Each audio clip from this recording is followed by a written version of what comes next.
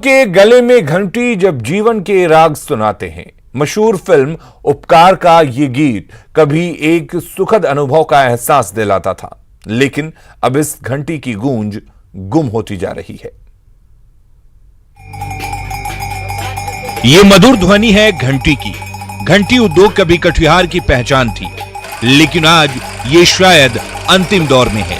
कटिहार के हफलगंज में घर घर घंटी का निर्माण होता था, लेकिन अब ये कुटीर उद्योग पूरी तरह सिमट गया है। घंटी की गूंज जैसे खत्म हो गई है। चौसा मधेपुरा में लगता था बाबा विष्णु राउत स्थान में, तो वहाँ हम लोग का काफ़ी सेल होता था। इस बार जो है मेला नहीं लगने के कारण जो है हम लोग काफ़ी आर्थिक नुकसान में हैं। हपला का तो इसी घंटी के लिए प्रसिद्ध है। अच्छा। पूरे राज्य में है ना।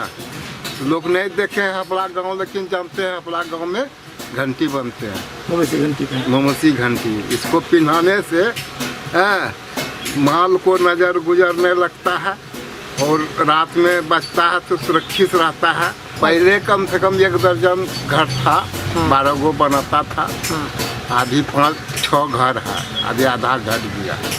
कारण क्या है? कारण पूंजी का अभाव है। मवेशियों का झुंड जब चरने के लिए निकलता है तो मवेशियों के गले में घंटी की गूंज एक मनोरम नजारा पेश करती है। किसान मवेशियों के गले में घंटी कई वजहों से बांधते हैं। रात में मवेशी को अगर कोई चुरा ले जाए तो घंटी की खनक उन्हें अलर्ट कर देता है। जंगली इलाकों में मवेशियों को चराने पर घंटी की आवाज से उसकी दिशा का पता चल जाता है। मवेशियों को जादू टोना से बचाने के लिए भी घंटी का पारंपरिक महत्व है, लेकिन कोरोना बंदी में ये कारोबार बुरी तरह प्रभावित हुआ है। अब तो घंटी उद्योग से जुड़े कारीगरों को सरकार से ही अच्छे दिन की उम्मीद है। बैलों के गले में घंटी जब जीवन का राग सुनाता है।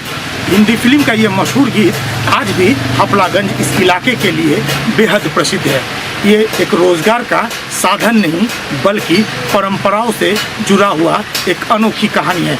जरूरत है इस उद्योग को नए ढंग से सहेजने की, ताकि यहाँ के परंपरा के साथ साथ ये आर्थिक आमदनी का ये जरिया हमेशा बने रहे। सुब्रत, न्यूज़ 18 कटिहार।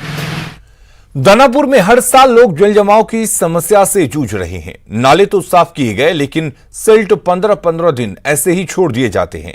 इलाके में जल जमाव की समस्या को लेकर पटना प्रमंडल आयुक्त संजय अग्रवाल ने दौरा किया। उन्होंने नगर परिषद के कार्यपालक को समस्या से निपटने के निर्देश दिए। साथ ही सिल्ट को 2 से 3 दिन में उठाने के आदेश भी दिए हैं, लेकिन समस्या अब भी जस की तस बनी हुई है। सड़क में अंडरग्राउंड नाला भी बना है, लेकिन मेन होल खुला छोड़ दिया गया है। भरा हुआ था।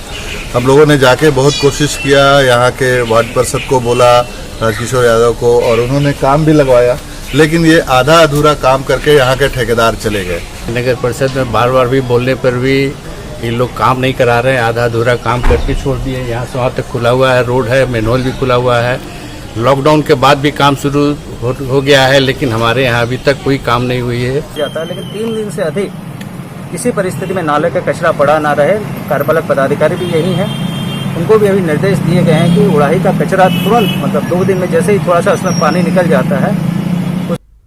स्मार्ट सिटी भागलपुर में लाखों रुपए की लागत से बायो टॉयलेट का निर्माण किया गया था। ये बायो टॉयलेट बिना इस्तेमाल के ही बर्बाद हो गए और अब 1.5 करोड़ की लागत से नगर निगम क्षेत्र के 15 स्थानों पर ई टॉयलेट के निर्माण का निर्णय लिया है।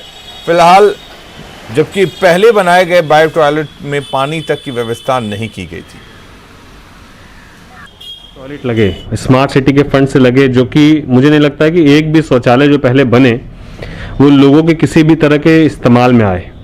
इसके लिए जांच इसीलिए नहीं हो सकती है क्योंकि जो भी लोग उस वक्त रहे वो लोग सत्ता पक्ष के लोग रहे, और कभी भी आप इसके लिए चाहे पदाधिकारी के ऊपर बात उठाइए, चाहे सत्ता पक्ष के किसी नेता के ऊपर बात उठाइए, कोई भी इस पर कोई संज्ञान लेने को तैयार नहीं है। प्रोविजंस भी नहीं है उसमें, और उसका मेंटेनेंस भी अच्छे से नहीं हो पा रहा है।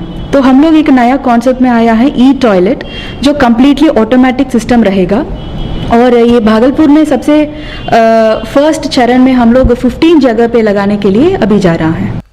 अंतर्राष्ट्रीय स्थल बोधगया में चीनी नागरिकों की होटलों में नो एंट्री लग गई है।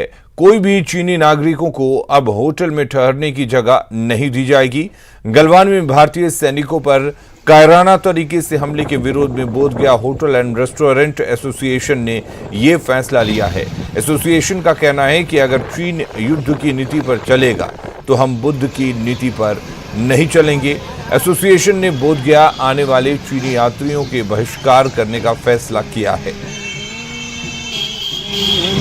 हमारे हो जाएंगे करीबन 150 यहाँ पे, तो उनमें हम लोग 100 जो है वो लोगों ने निर्णय लिया कि नहीं, इसमें जो है कि इनका विरोध होना चाहिए और चीनी जो पर्यटक यहाँ आएंगे उनको यहाँ अपने यहाँ सुविधा नहीं देंगे। ये हमारे देश के लिए ये जो है मतलब दुश्मन है और दुश्मनों को पनाह देने का नीति जो है हमारा नहीं रहा है। हम लोग दुश्मन को दुश्मन की तरह ट्रीट करते हैं। लॉकडाउन के कारण खादी के कपड़ों की बिक्री प्रभावित हुई थी, लेकिन लॉकडाउन हटने के बाद खादी कपड़ों की दुकानें एक बार फिर सज गई हैं। चुनावी साल में खादी कपड़ों की बिक्री ने जोर पकड़ लिया है। नेता और खादी दोनों का रिश्ता काफी पुराना है। ऐसे में चुनावी साल होने की वजह से इस व्यवसाय से जुड़े लोगों में उत्साह है। दुकानदारों की माने तो बिक्री अब जोर पकड़ेगी। चलिए अभी चुनावी घोषणा नहीं हुआ है चुनाव आयोग की तरफ से इसका, लेकिन अभी थोड़ा सा मंदा चल रहा है, लेकिन आने वाले समय में हम लोग का बाजार सही रहेगा। होगी इस बार, ताकि इस बार जो है चुनाव बहुत जोरों का टक्कर का होगा, इसलिए अभी से ही आदमी लोग ले रहे हैं, कपड़ा उपड़ा चल रहा है बिक्री।